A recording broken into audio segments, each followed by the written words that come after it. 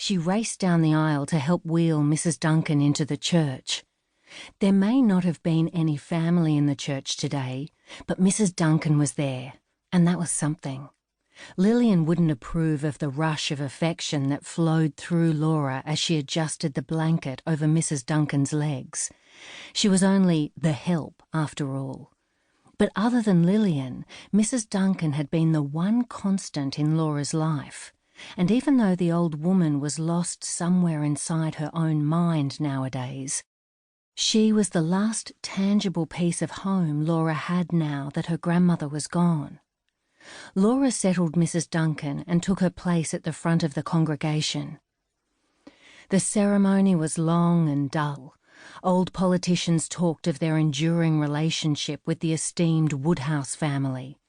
Old friends recounted stories of a fragile Lillian who relied on her faith in God to face the many trials of life. The stories were cold, pale outlines of a woman they barely knew.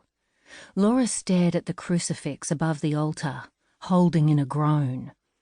This wasn't the real Lillian. Not the Lillian Laura knew anyway. The grandmother who'd sat with 4-year-old Laura in her lap reading her Dr. Seuss. The woman who'd tucked Laura into bed every night until she was 10. The warrior who'd taught Laura how to be strong and independent. Her beloved Nan.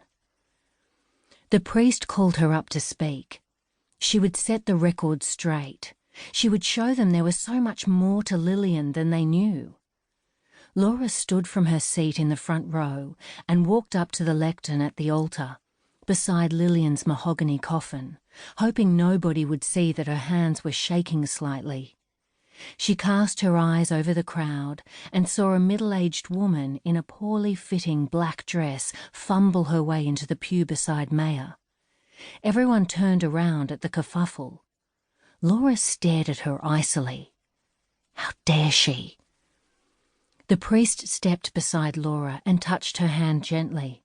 He offered her a tissue, which she brushed aside. She wouldn't cry, especially now. She wouldn't give that woman the satisfaction. It had been years since Laura had seen Donna, but there she was, hiding behind oversized sunglasses and dyed black hair with a fringe that fell across her face. "Whenever you're ready," the priest whispered in Laura's ear. But all her words were gone. No one here deserved to know the real Lillian. All her life she'd been a fiercely private woman. Laura wouldn't betray that now in her death. Instead, she addressed the gathering with simple words and empty platitudes that carried no meaning. A throwaway anecdote about a loving grandmother, a quote from Lillian's favourite poem. Laura would keep her memories of Lillian to herself, deep inside her heart, where no one here could touch them.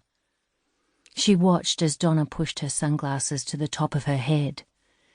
Yes, no one here deserved to share in Laura's precious memories, especially not her mother. The wake was a far too extravagant morning tea in the hall next to the church. Laura supposed that was probably always the way with a family like hers. She'd never been to a wake before, not even her own father's. "It isn't right," Lillian had said, "to have children at such occasions," or something like that. Laura was only 10 when it happened, and her memories were sketchy. Around the church hall, people were sipping on cups of tea served in white bone china, pushing tiny silver forks through soft carrot cake. Some pressed her hands as they offered condolences. "You were so close. She loved you so much." Most didn't bother. She wished Maya could have stayed, someone she felt comfortable with. But he had to go back to work. The news didn't stop for anyone. She was thankful he could attend the funeral at least. Someone had wheeled Mrs. Duncan into the corner of the room, slightly behind a ficus in a heavy grey spot.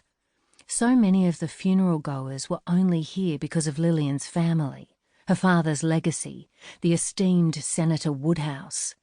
The only one who actually knew Lillian properly, had been there her entire life, was shoved out of the way. Laura marched across the room and knelt beside Mrs. Duncan.